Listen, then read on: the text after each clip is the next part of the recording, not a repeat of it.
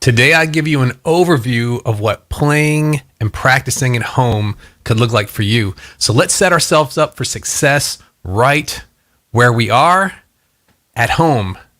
So stay tuned. Hello and welcome, friends, to episode 169 of the Play Guitar Podcast. I'm Lee, and this is the podcast that's determined to make you a better guitar player. No matter if you're just starting out, you've been playing for years, this is the show that will help you become the guitarist that you always wanted to be. If you're new here, make sure you subscribe to the podcast and check out the description for all of the links from the show.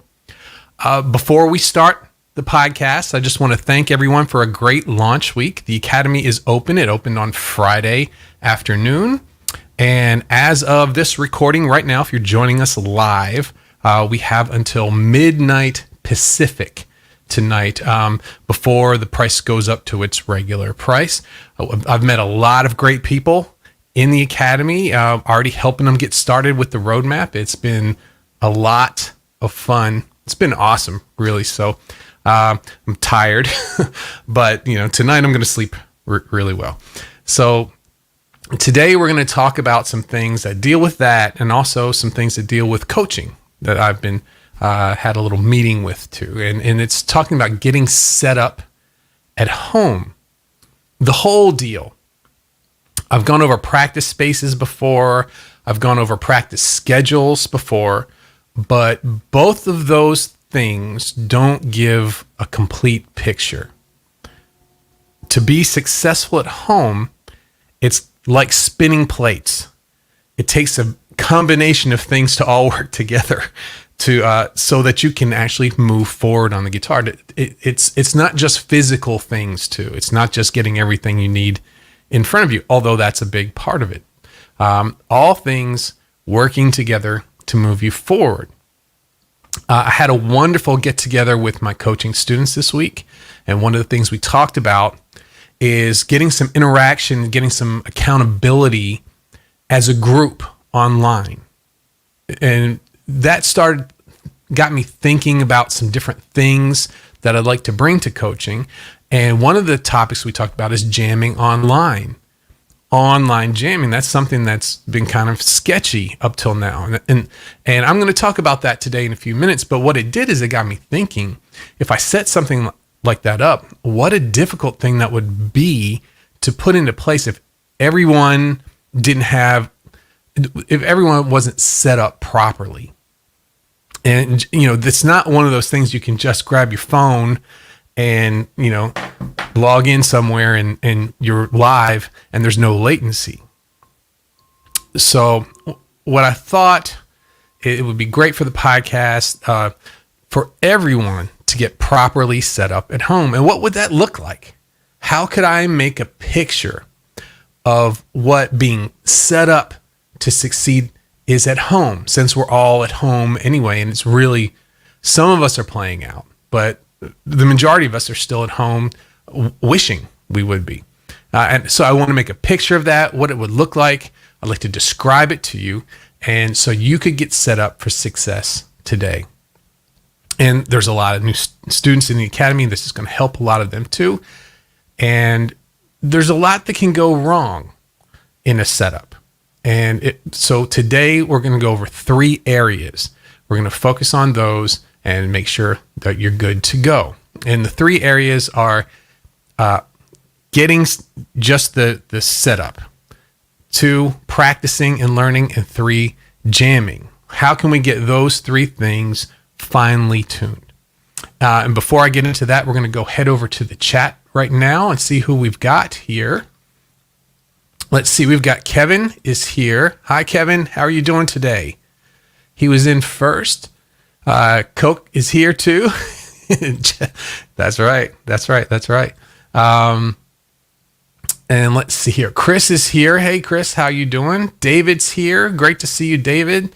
Jim is here. Awesome, Jim. Great to see you. Dean is here.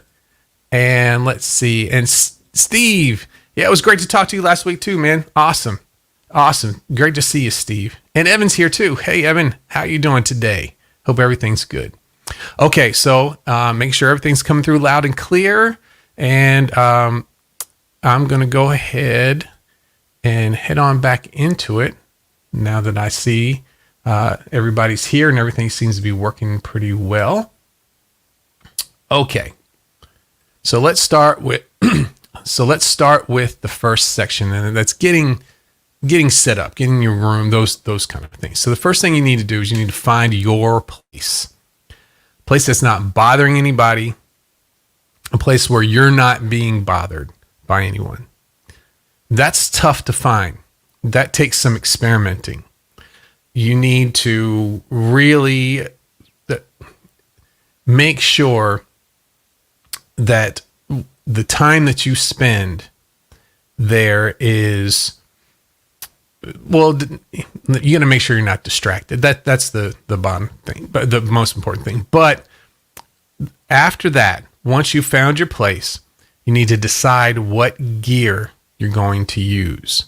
Now, if you play mostly acoustic, you're set pretty well. If you have electric, there's a couple things you need to do. You need to find out, well, am I going to be loud? Do I need an amplifier, or do I want to go direct? And so something I could use headphones with. So if I'm in a place where I can't really turn up and I don't want to bother anybody, I can still have some fun with that. Once we get to find your place, we're going to go into filling your surroundings. So being comfortable and having a positive attitude of where you're going to be practicing, where you're going to be learning, where you're going to be jamming is super important. I know Steve's here. I've seen all his guitar stuff. Surrounding yourself with the things that make you want to play, things that want to make you practice. Having your guitars out. I've got guitars on the walls. I've got my pedals out, which is big for me too. Makes me want to play. And then let's see. After that, a little atmosphere. You just wanted to make sure that you can see what you're playing. You don't want to be too bright where it's real sterile. Make sure that your atmosphere is nice. I go over all of these things. I'm not going to spend a whole lot of time on this in my practice setup checklist. So we'll talk about that after a little bit. Third thing, find your time. It's super important to have a regular, consistent time. And unfortunately, once you find your time and you're ready to go, that may not be all that's needed. You may need to let the people near you know that you have a regular time that you would like to practice. Let everyone know. Everyone needs to know, hey, this is my time, and I'll do stuff for you later. We can go do all sorts of stuff, but just this is something that is important to you, and everyone needs to know. Now, what happens with that? You have to be flexible as well. Say you set it up for 8:00 and 8:00 comes around and the doorbell keeps ringing or a phone keeps ringing. It might be one of those times where it doesn't work perfectly. Don't be rigid. Don't be like, I'm doing this. That just causes stress. Experiment with the times. Find the different times that work for you. Okay. So if you think early morning practice is the best thing for you, and you get up and you find that you're sleepy through that whole practice, it's not going to be good. Experiment around. Try some different things. Okay. So the next thing you want to take a look at is getting set up for practicing, getting set up for learning. So how do we do that? How do we make sure that we are able to succeed in moving forward? We've got our space together. We have our time together. First thing we need to do is get our routine together. You need to have an idea of what you're going to be working on during your routine.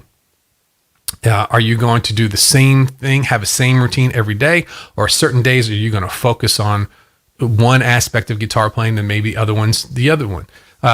What I recommend is, splitting it into two, but really three. First thing is work on some things that are difficult for you. Don't shy away from the difficult things. Got to have those. You have to, if you don't sound bad, you're not going to sound good. So you got to work on the difficult things.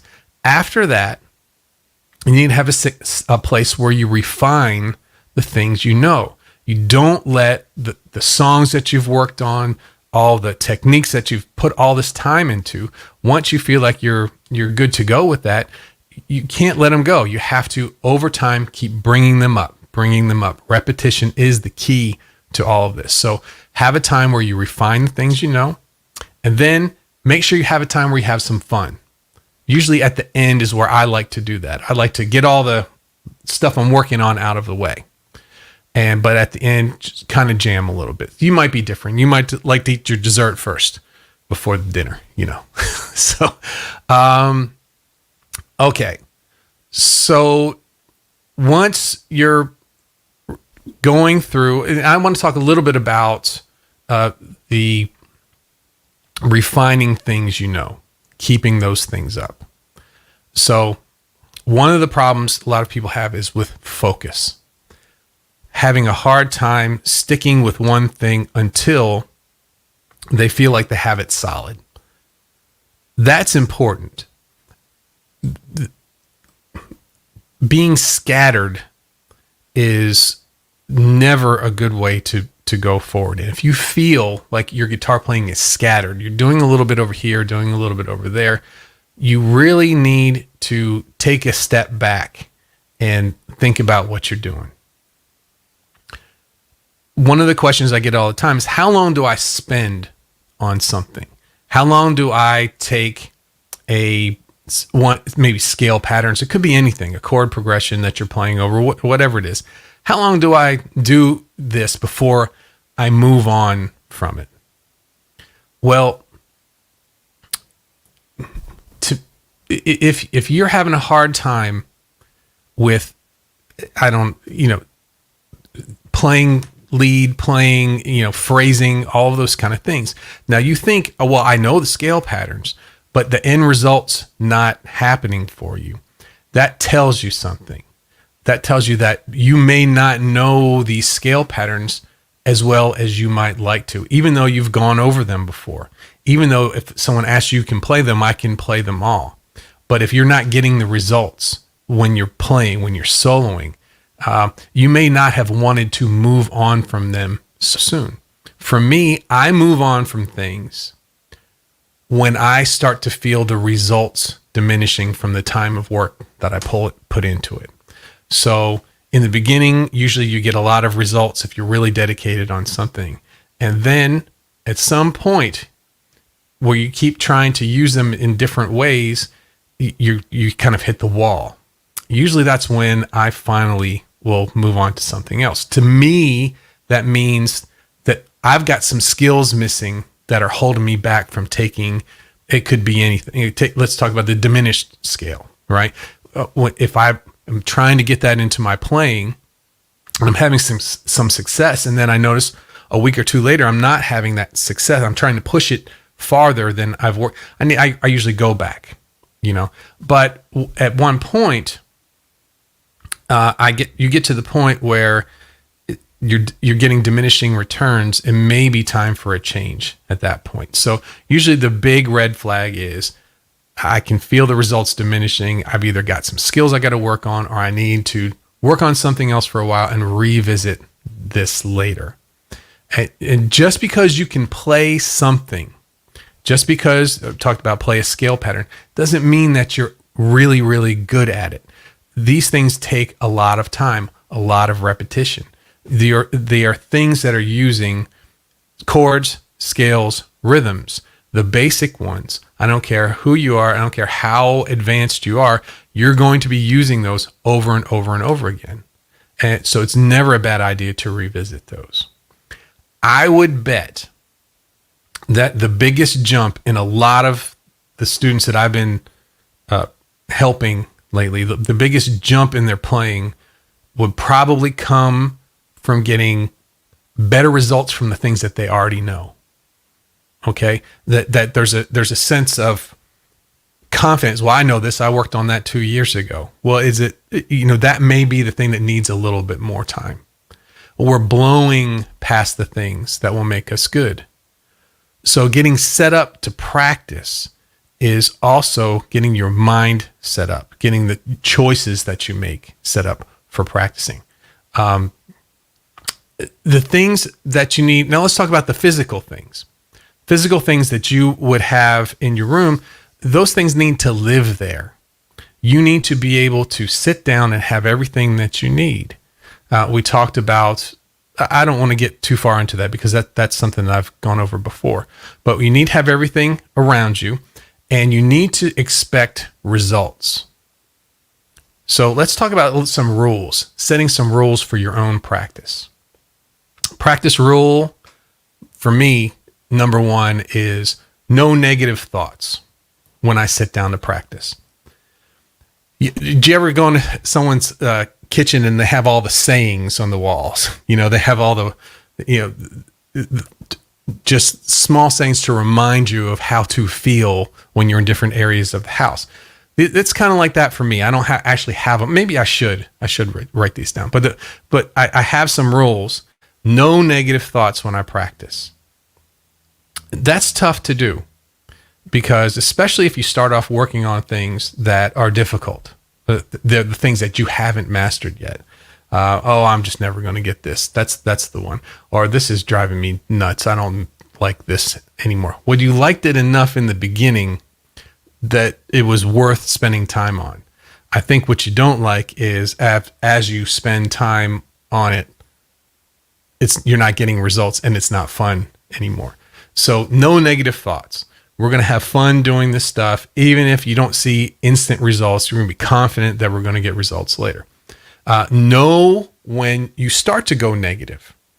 That's a lot of us, you go through our lives stream of consciousness. We want to do something that's fun. We don't want to get too deep into something like that. And sometimes unconsciously you can start to get negative. You can start to kind of get down with what you're playing. It's getting in control of your thinking and your negative thinking. Having the atmosphere of your room set up, and also the atmosphere of how you feel when you come to practice. Okay, the way you think shapes your life. The way you think produces results. If you're defeated before you pick up the guitar, what do you think's going to happen? It's not going to go well, 9 times out of 10. But if you come to your practice with a positive mindset and that things are going to happen good today, and even if they don't go so well, you're still putting that time in that that it's going to go well. So making sure your thinking is the same as the way you've decorated your room. Okay, so the last part of getting set up at home when we're not out playing is the jamming part, the improvising, the being creative part. So we've done the lessons, we've got the area and the atmosphere set up. How about jamming? Well, it's one-sided for most of the time when we're at home playing. And we've got some things that we could get set up so that we can make the most out of this improvising time. And the number one thing is having a way to record yourself. I've said it a million times. I'll keep saying it. The more you get into recording, if only just for yourself to hear your progress, the faster you're going to improve. It's a one-to-one. The more you record yourself, the faster you're going to improve. It works every time. You need to hear what you sound like. You need to hear this. When you listen to yourself play, you're going to hear two things. You're going to hear the good stuff and the bad stuff. You're going to focus probably on the bad stuff, most of it, but sometimes you say, oh, that was okay. Whoa. And then you hear something else. It's tough to do, but one listen can create big change in your playing. Why is that? Because when you're actually playing, there's a lot going on. You're listening, you're thinking of what you're going to do, and then you execute that and hope it matches with the song.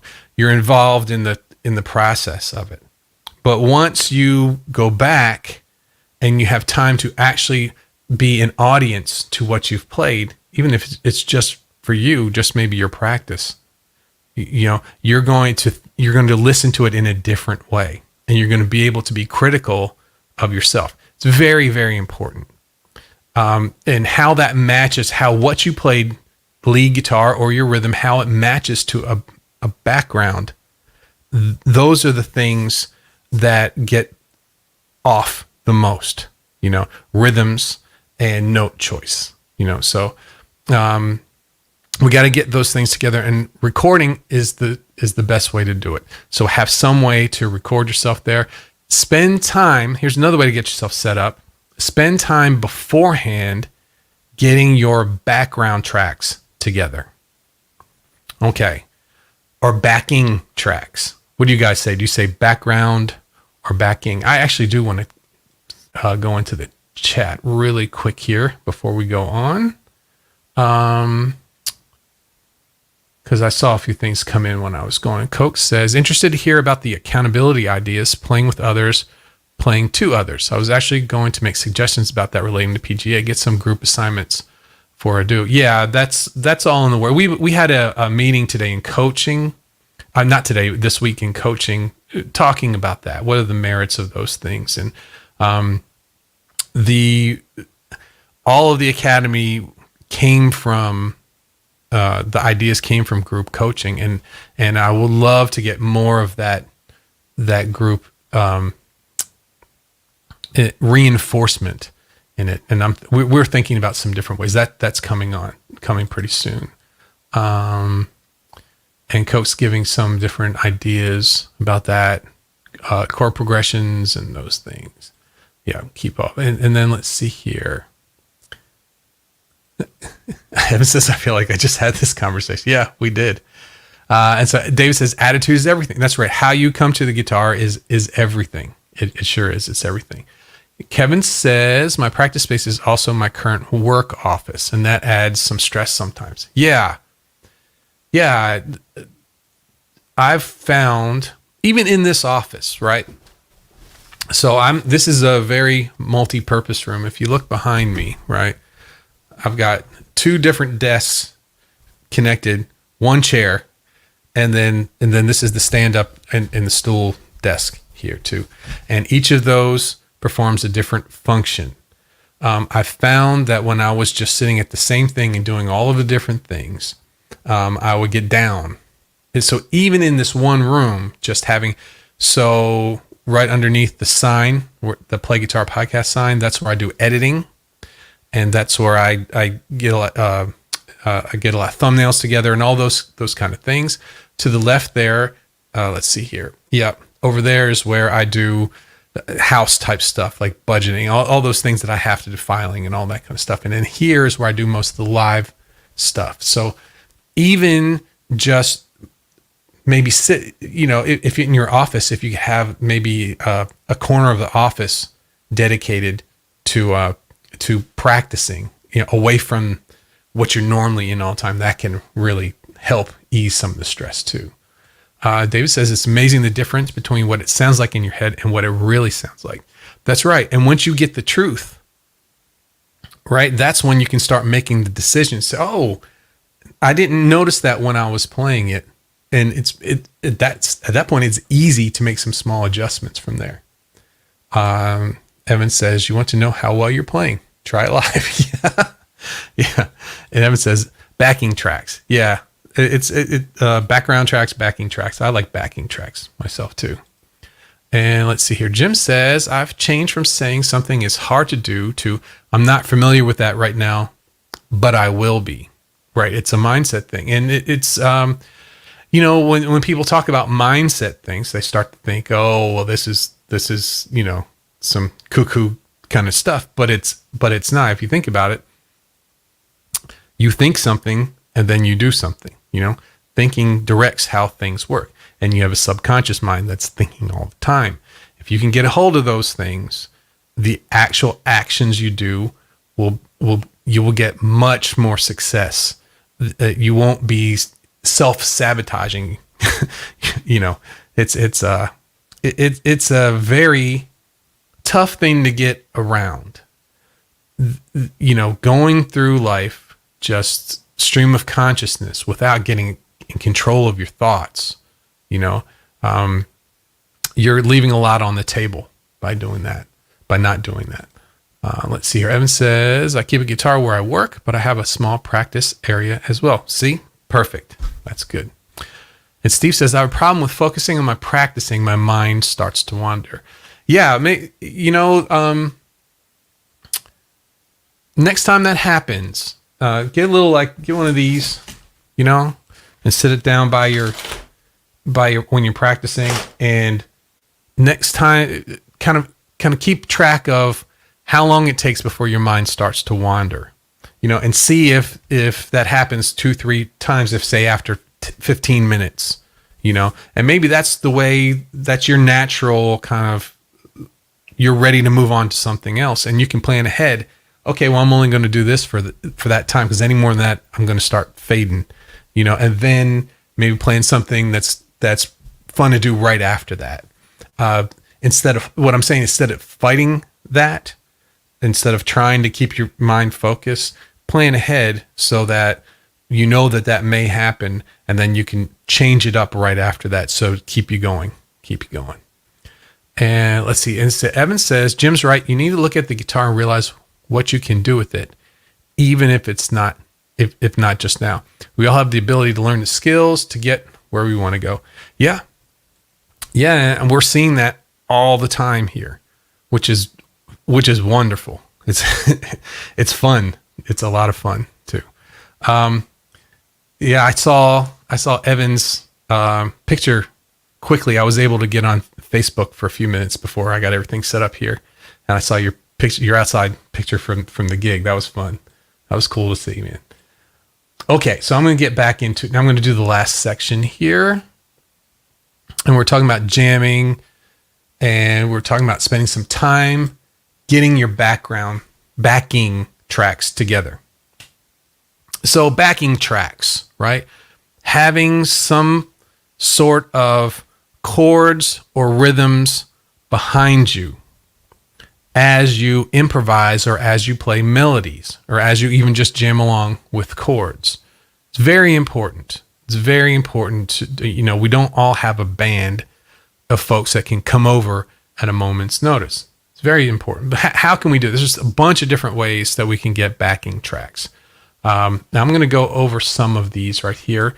So you could pick which ones that work for you the most. And some of them are easy and inexpensive, and some of them may cost a little bit of money and time too. So what's the easiest?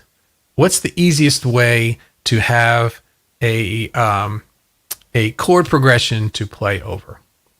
Well, your guitar. That's the first one.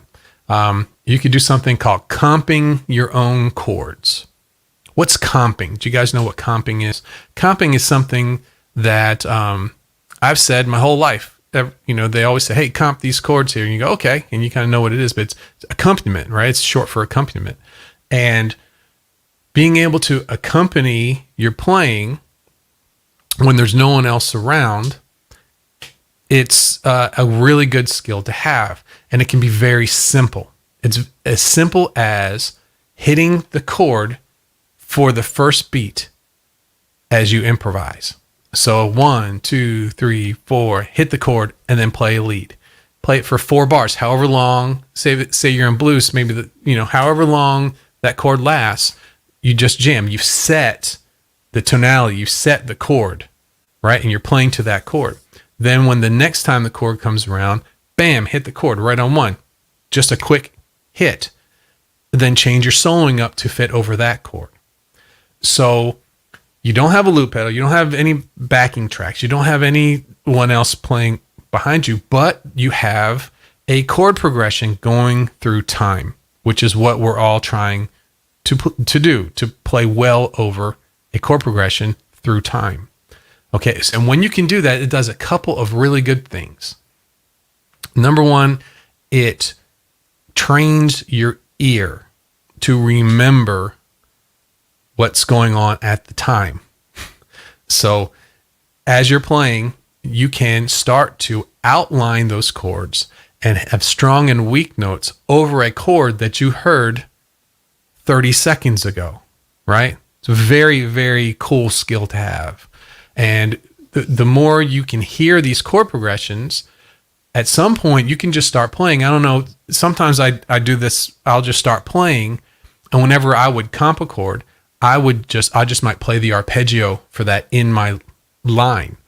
So you can hear in a line, in a melody, you can hear the chords being addressed as it goes along. It's a very cool skill to have. Costs nothing.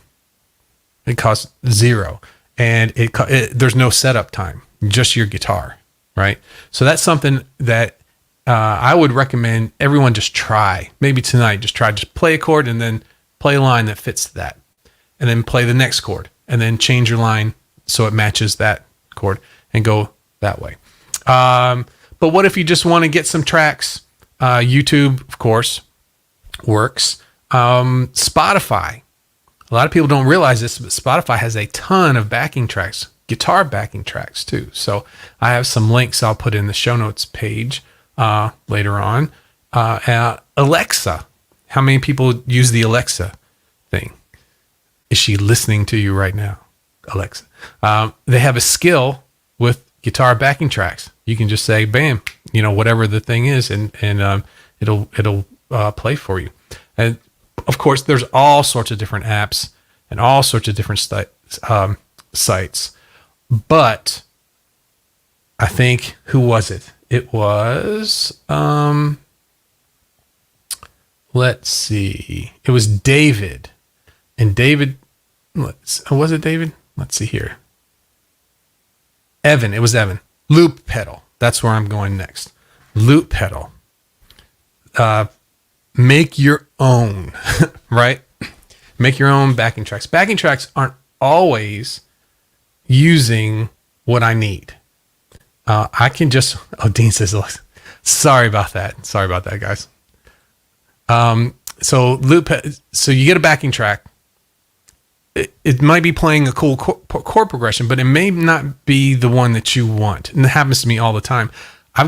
When I want to practice something, I want to practice something. And the backing tracks don't always fit exactly what I want to play. So a loop pedal can really help in a pinch for that. So say you're working on something specific. You hit the loop pedal, it records your playing. Very versatile. It's very quick. It's very raw, too. You hear exactly what you sound like. And loop it over, and then you're jamming along to whatever chord in whatever style you wanted to play over. It's so fast. It's so easy.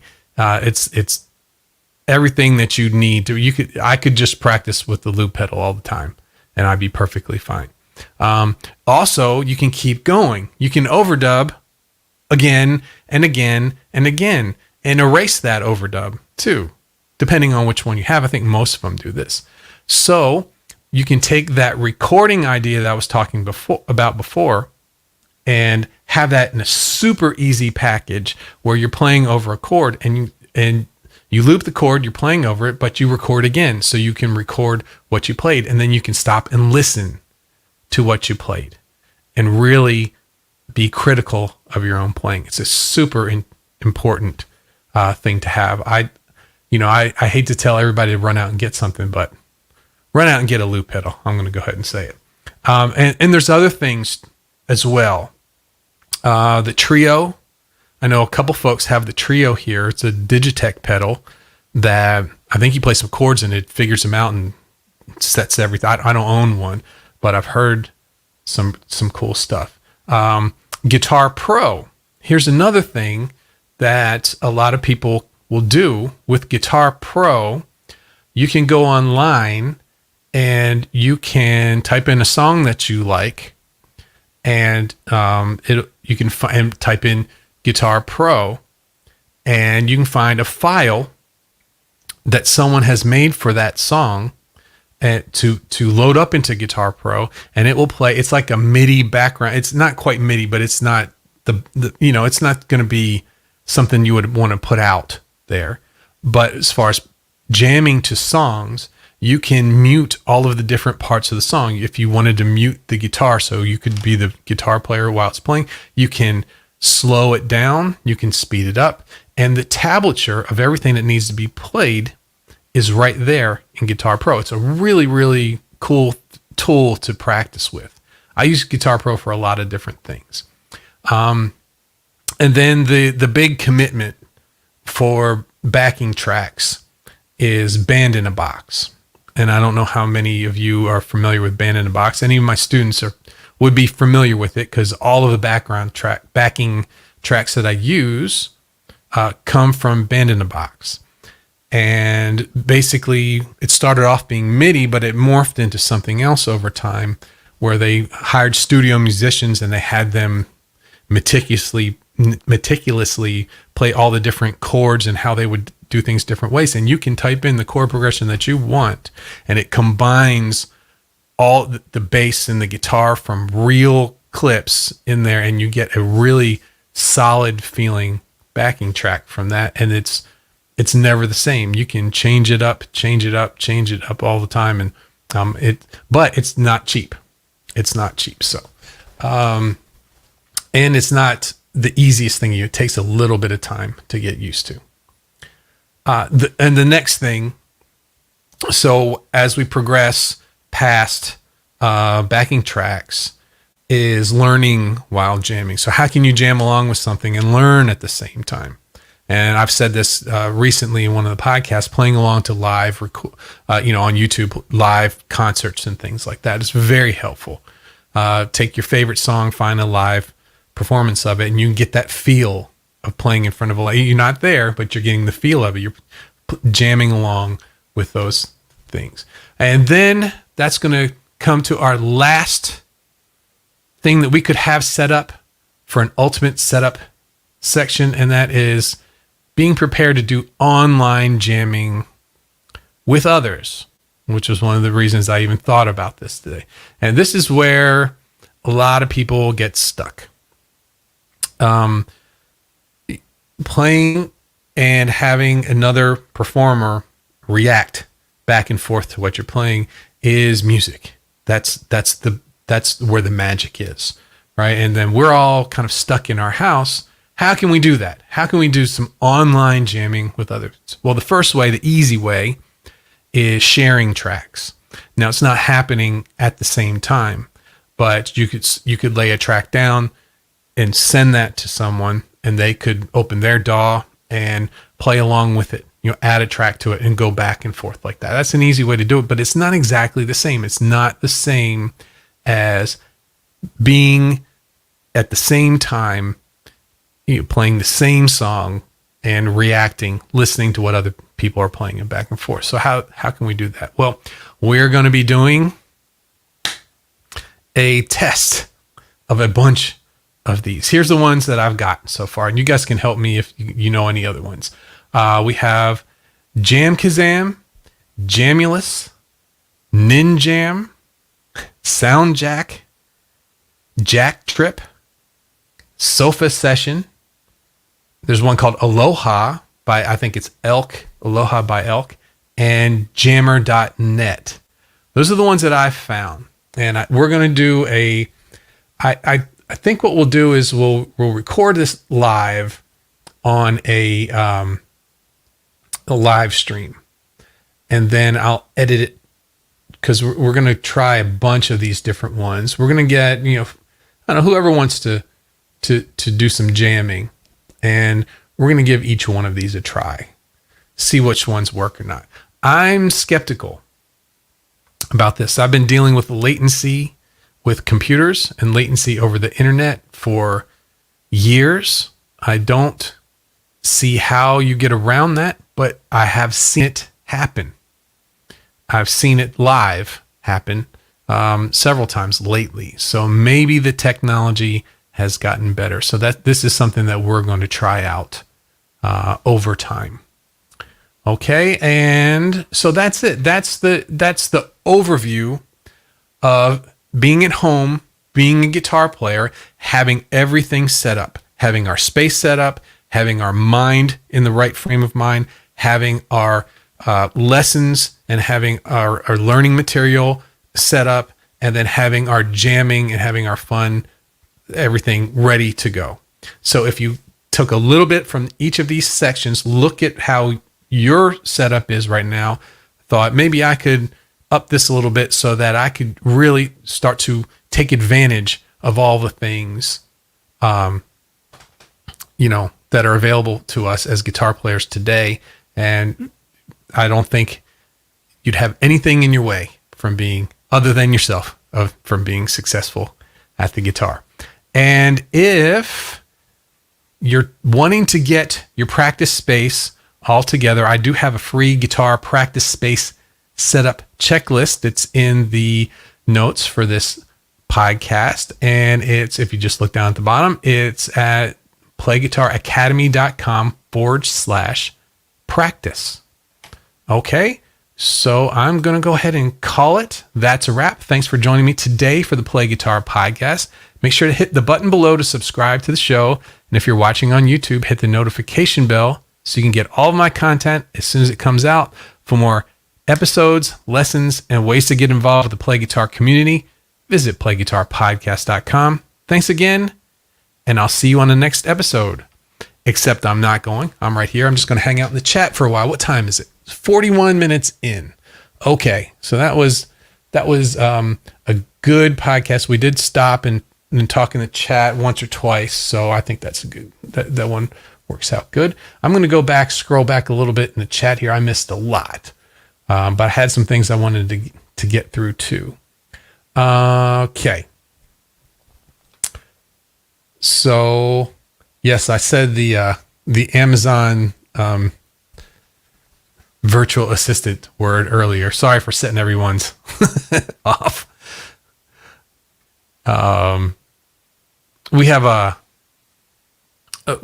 daughter and I, we do a lot of Disney stuff. We live near Disney, and then we watch a lot of people on YouTube as well. And there's one lady, her name's Crazy Disney Lady. At the end of every time she goes, she'll say that word and say, play Disney music, right? And then end the live stream too. So maybe I'll get everybody's Amazon virtual assistants to play some cool music after the end of the live streams. I don't know.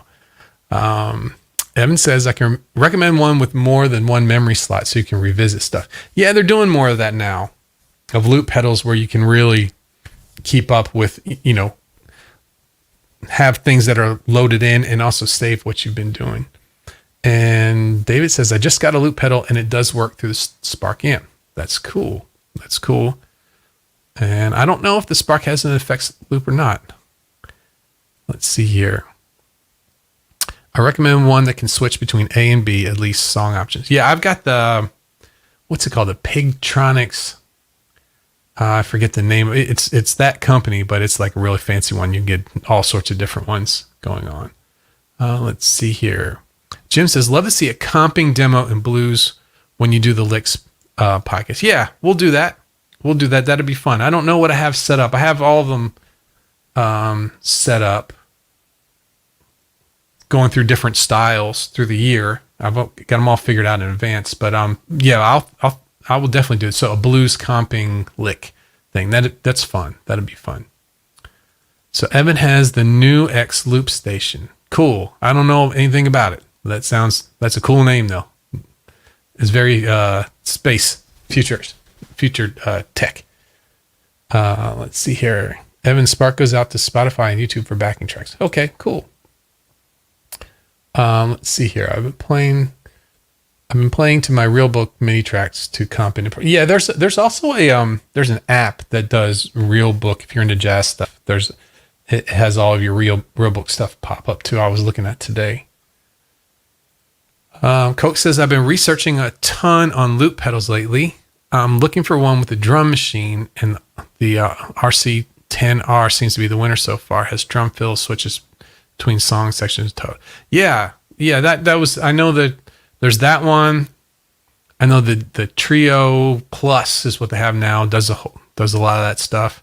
I know that even the Ditto, what's the new Ditto? Don't they have a new one that does like some backing tracks or something like that? Let's see here. Comping wouldn't be that bad for online. Just, yeah. Call and response. Says, my phone just buffered as you said that. Oh, sorry. I don't remember what I said. Oh, let's see here. And it says, great stuff, Lee. Thanks, man. Yeah, there's a lot of people that I'm helping out now, getting started. And there's a lot of thought going around about the coaching too, what we can do with it and everything. And I just thought, having everybody making sure that they're set up well, because we're going to be doing a lot of stuff from everyone's guitar space coming up soon. I thought that would help a little bit. Let's see here. I froze. What was I saying when I froze? It didn't freeze over here, but hey, it's the internet. Let's see here. Eddie's here. Eddie says, first time I've seen you live, been listening to podcasts when I go to work. Hi, Eddie. How you doing, man? Thanks for hanging out with us. Just made it through the whole podcast, and then we're just hanging out now. It's something that we do. We usually hang out, till the hour, I think. But it's great. Well, welcome, Eddie. It's great to have you here. And let's see here. Jason says, I have the Jam Man. It has an SD slot. Yeah, I haven't used that one either. I've got the I had the Boss, the big pedal when it first came out, and there was so much that you could plug microphones in. It's the one that everybody does all that crazy looping stuff with. And I ended up selling it because it was just too much for what I was wanting. I just wanted one thing to stomp on, and that was it. And then I realized when I got that, I got one of the small Dittos that the having to double click to stop was a real problem. So then I got the Ditto X2. I have both of them sitting up there. And then I used that for a long time too. But then I needed one that would sync to a MIDI click, so that I could sync. I had one of those Beat Buddies. I still have it. It's up there. The Beat Buddies up there. I'm going to go through. I got a lot of cool pedal stuff we could do. A lot of stuff up there. I just need some time to get to. But that's when I got the Pigtronics expensive one, and it worked great. I don't use it now though. Let's see here. He says, if you don't need all the fills and all the RC3 and 5, I think have the drum machine too. He says, that's what I'm using. It's pretty, yeah, that's a cool one too. Yeah, but then you need to buy a foot switch to switch between the A and B song options. Yeah. Oh, okay. I get it. Thanks, David. I was talking about lag and then it latency and then it froze. Perfect. I did that on purpose. I sure did. Thanks, Jason. I appreciate that. And Jim and Dean. And yeah. And Coke says that's another thing, double clicking. Yeah. It's if you're at home, I was doing a lot of looping live, and the double clicking thing was a deal breaker. I just couldn't, it was just too much. Sometimes it would work, sometimes it wouldn't. Dean says it would be cool to share a good starter pedal board. Yeah, that'd be fun. I got this here. I got 3 pedal boards right here. I got my big one, the medium one, and the small one. And the small one's ready to go for something like that. So I could probably go, I don't know if it might be cool to go with new pedals, like get some cheap mini pedals and get a decent one. Or I could go with the pedals I have here. I have everything except the Rat. I need to get a Rat. I have most of the basic pedals there too. I found my Dynacomp too the other day. It's up there now too. Let's see. Evan says, I need to build a board. I finally moved to pedals. And he just bought a reverb pedal that he's waiting on. Yeah, reverb pedals. I didn't use reverb pedals for a long time. until I started playing on bouncy stages. We were playing a lot of stages where the drummer's going and the floor starts moving like this. And then when the drummer really hits bam, those old spring reverbs, they would just crash, So every time the band would be playing and really getting into it, the reverb would start crashing. It sounds terrible. So I started playing through a clean amp, turning the reverb off, and then using a reverb pedal ahead of it. And I never had that problem. Jason says everyone needs a right. I know. I want one. I love the way they sound. I almost wanted to do one of those build your own clones. They have a cool rat clone that I was thinking about doing, but I think I might just buy one. Let's see. Coke says this drum machine Looper purchase is for gigs with another guitarist for when he's not playing his drum. Yeah, it helps. It sure does help.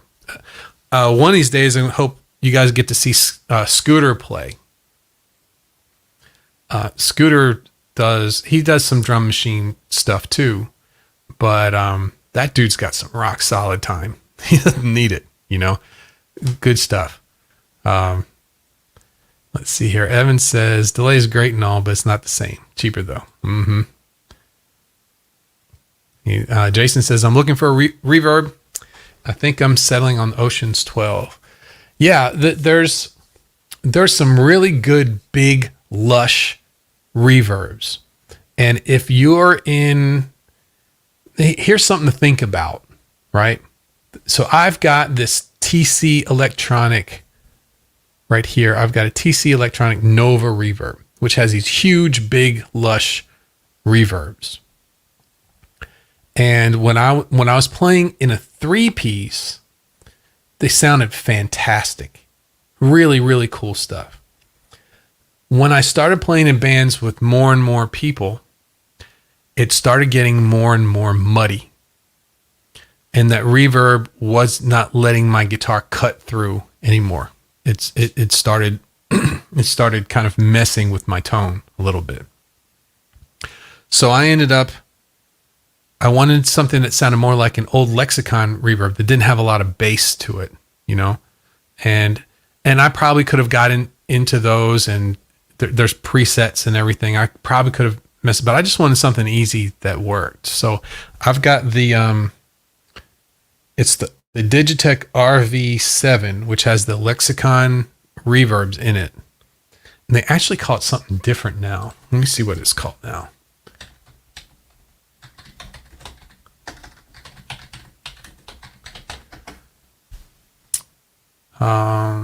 Let's see, Polara. They've repackaged it.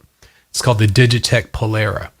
So if you're in a band with a lot of people, a reverb that doesn't have a lot of low end to it, that doesn't sound so huge, can actually help. It will still let you cut through, and you'll still have that sound of reverb without the mud with it too. So reverb pedals aren't just like, actually the Hall of Fame, and you can get in. I've got some presets for my I've got the little mini Hall of Fame. I used that for a while too. And I've made some presets that for different situations, Let's see here. Evan says, oh yeah, you want the 2-switch model for that? Oh yeah, they were talking about the looper. Jim just bought a Soul Food. Cool, man. I would like to, that's their clone, I think. It's not very expensive either, from what I understand. Evan bought the Boss RV6. Yeah. So Robin Ford, he plays Dumble amps, right? The $50,000 amps that are it's crazy. Him and Larry Carlton. But he can't bring that all the time. So when he plays through, I know he used to do this. He may do something different now. When he would go on the road and just play through Fenders, he would bring a Zen drive to get that sound, the distortion sound from a Dumble, and he would use an RV5 or RV6. Yeah, it's a good pedal. It's a very good reverb pedal too. Says I was stacking it with the Wish.com clone. Yeah, clones are pretty neat. I've got I've got the Boss Keeley blues driver that has the fat mod on it that I use kind of like a Klon, that kind of the lower gain thing. David says, need a Klondike Centaur pedal. Heard they're recently. Yeah, they are. They're very reasonably Klondike bar. That's right. Yeah. And Klondike ice cream is priced reasonably. Yeah. The pedal's not so much, right? What would you do for a Klondike? That was great. That was great.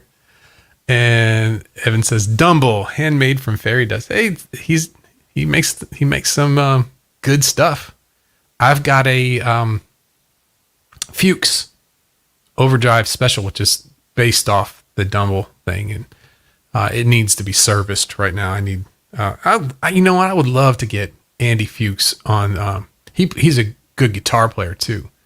And I met him when he first started. He went up and modded one of my old Pro Reverbs and turned it into an ODS. And he's a very fun guy, very knowledgeable. I should ask him to come on the podcast one of these days too. Good for him. But I can for one for sure. That's right. Okay, guys, we're coming up towards the hour. Thanks for hanging out with me. And take a look at your practice space. Are you set up? Are you set up for success? Think about your mindset. Is your mindset set up for success? Think about your learning and the things that you're working on. Do you have that thought out ahead of time? Let's make sure that we get ourselves in place to succeed. Think about it ahead of time. Plan the success ahead of time, and things are going to go very, very, very smooth. Let's see here. Kevin says, I just picked up the Nux Horseman, which is a cheap Klein clone. Love it. Yeah, cool stuff, man. So there's a guy on YouTube who will take 3 or 4 of the pedals, like clone pedals and then the real one, and go through all the settings. And he doesn't talk in his YouTube videos. He just does that. Really, really cool stuff. Really, really cool stuff. Thanks, Chris. Thank you so much, man. Good to see you. I hope work's going good. And let's see here. Evan says, man, this has me ready to go grab an axe. Okay, cool. Well, go ahead, man. You go ahead. I'm going to go ahead and go. And thanks, everybody, for hanging out. Let's see here. Tomorrow is Wednesday in the Academy. I know, let's see here. We've got several people from in the Academy, and all the coaching people can do this too. I'm going to have a live stream tomorrow. I think it's at 3 p.m. Eastern tomorrow for it, just to kind of celebrate the first week of the Academy and take any questions and all of those things. So I'll be doing a live stream tomorrow at 3 for anybody who's in there, and I look forward to seeing you guys there. And you all have a great night, and I'll see you later, everybody. Bye-bye.